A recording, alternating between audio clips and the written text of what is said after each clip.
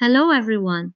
Today we are embarking on a journey into Chapter 1, which focuses on business and management research and setting the foundation for your MBA journey. This course is part of the Master of Business Administration program here at the School of Business. Our primary course learning outcome for today is to outline the purpose and distinct focus of business research while recognizing the various stages of the research process. We will bridge theory and practice to ensure your research has real-world impact. Let's begin our exploration into the world of scholarly inquiry. Before we go through the details, let's look at our roadmap. The course objectives or COs are designed to give you a comprehensive understanding of the research landscape. CO1 focuses on the stages of the process and literature review. CO2 moves into research philosophies and data analysis methods, while CO3 guides you through choosing a topic and preparing a proposal. On the right, you can see the 13 key course learning outcomes. These range from outlining research focus to collecting primary data and writing final conclusions. By the end of this semester, you will be equipped to apply these skills to your individual research projects, ensuring your work is both academically sound and practically useful. What exactly is the nature of research? According to the literature, true research must possess three essential characteristics. First, it is a systematic process, meaning it follows a planned, orderly path based on logical relationships rather than mere beliefs. Second, it must have a clear purpose. The goal is always to find out things to increase knowledge or solve organizational problems. Third, it is data-driven, involving the systematic collection and interpretation of information to reach meaningful conclusions.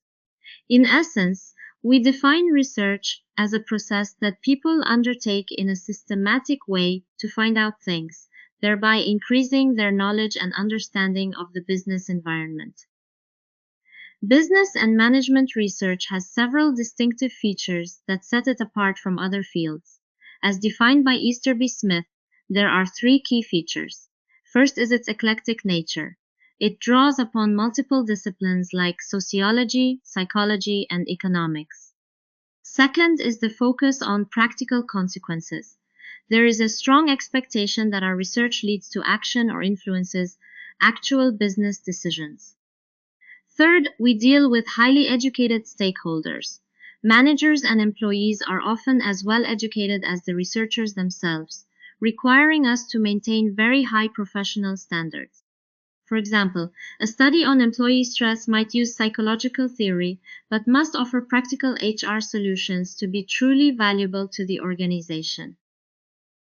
To understand business research deeply, we must look at its transdisciplinary nature and the concept of the virtuous circle. Transdisciplinary means we don't just look at a problem from one angle. We combine knowledge from various areas to get a complete picture.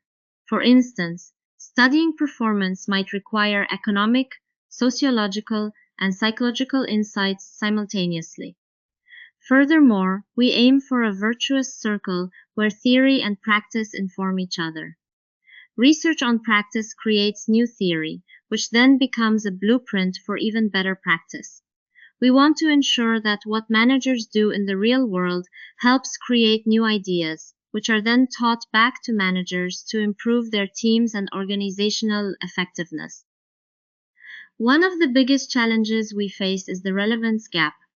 This refers to the disconnect between academic research and its practical application in the business world. Often, academic research is seen as too theoretical or difficult for managers to use. To bridge this gap, we advocate for evidence-based management. This means making decisions based on solid research evidence rather than just personal opinions or past habits, much like doctors use evidence-based medicine. From a design science perspective, our main purpose is to develop valid knowledge that supports organizational problem solving. We must balance the need for rigorous explanation with the need for practical application to ensure our work matters to the industry. Let's introduce a framework to help us categorize different types of research. Table 1.1 provides a taxonomy for considering the relevance gap in relation to managerial knowledge.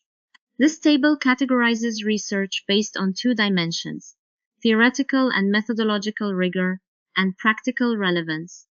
Depending on how high or low a study scores on these axes, it falls into one of four quadrants.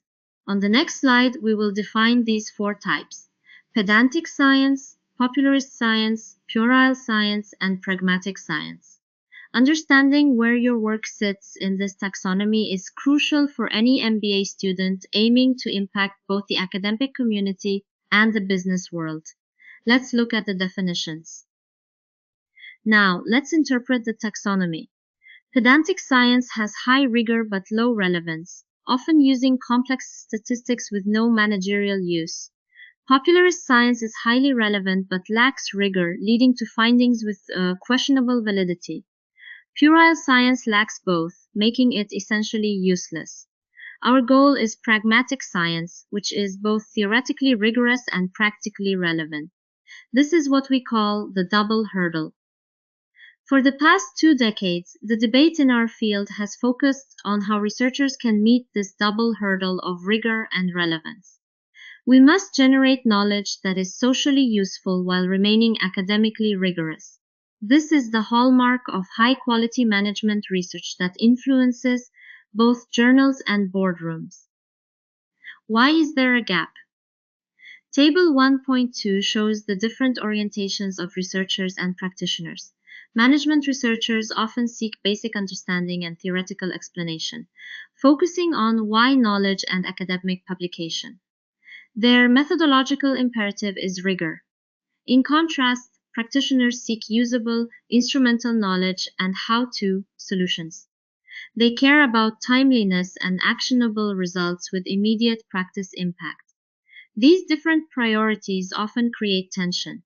For example, a professor might value a perfect theory that takes years to develop, while a manager needs a solution by Monday morning.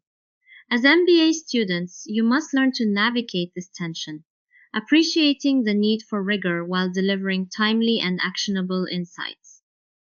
We can also view research on a continuum between basic and applied research. Basic research, usually university-based, aims to expand the general knowledge of business processes and produce universal principles. Its timescales are flexible, and the researcher determines the objectives. Applied research, however, is often conducted in organizational settings and aims to improve understanding of a specific problem to produce practical solutions. The objectives are negotiated with an originator, and timescales are usually tight. For example, asking how do firms innovate is basic research. Helping a specific firm reduce its delivery time is applied research. Most of your MBA projects will likely lean toward the applied end of this spectrum. Moving on to section 1.4, let's look at the research process itself. Figure 1.2 shows that research is a multi-stage flow. It begins with the wish to do research, leading to formulating and clarifying your topic. From there, you move to reviewing literature, understanding your philosophy, and formulating a design. Then comes the critical stage of planning data collection, whether through sampling, secondary data, observation, or questionnaires. After collecting the data, you analyze it using quantitative or qualitative methods, write your report, and finally submit your project. Notice the dotted lines. These represent reflection and revision, indicating that you will often cycle back to earlier stages as your understanding deepens. Let's break down those stages more clearly. First is formulating the topic. Instead of just studying leadership, you might narrow it to the impact of transformational leadership in tech startups. Second is the literature review, where you identify gaps in current knowledge. Third is designing the research, where you plan your methodology. Fourth is collecting data, perhaps through surveys or interviews. Fifth is analyzing that data to find patterns and draw conclusions. Finally, there is the writing up phase, where you present your findings in a report, Students should focus on learning these distinct stages as they form the backbone of your project. Each stage requires careful thought to ensure the entire process remains systematic and robust. While we present research as a series of neat stages, the reality is often messy. Research is a nonlinear process that involves constantly revisiting previous steps. This is a crucial point for your MBA projects. You might start with a topic, but as you review the literature, you may realize you need to refine your question.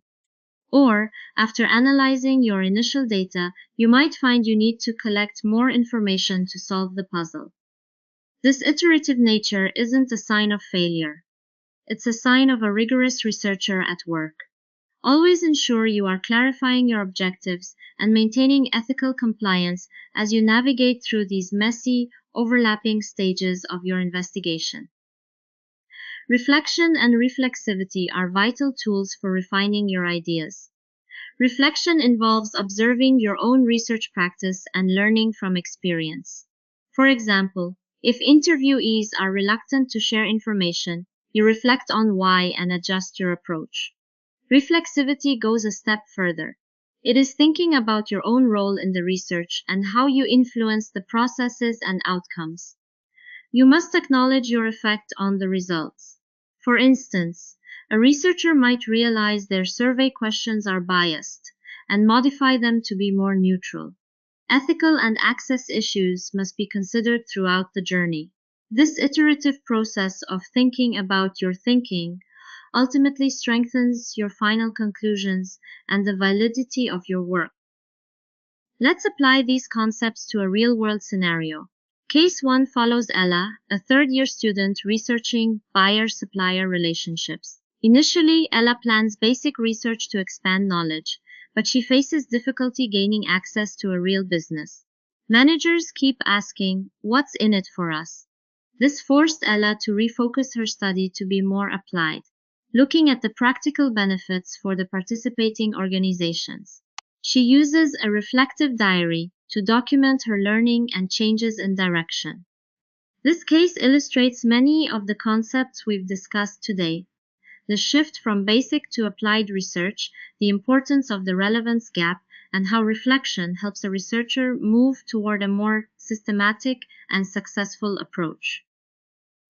To wrap up, let's look at the sample answers for Ella's case. She reframed her access by articulating value and aligning her objectives with organizational needs. This moved her toward a qualitative case strategy with demonstrable practice impact. Her reflective diary likely captured the complexity of selection criteria beyond just cost and quality, and the iterative refinement of her questions. Looking forward, Ella's next stages involve designing the research protocol, obtaining ethical approval, and beginning the systematic data collection and analysis. This case serves as a perfect example for your own projects. Remember, be prepared to iterate, keep your stakeholders in mind, and always bridge the gap between rigorous theory and practical relevance. Thank you for your attention.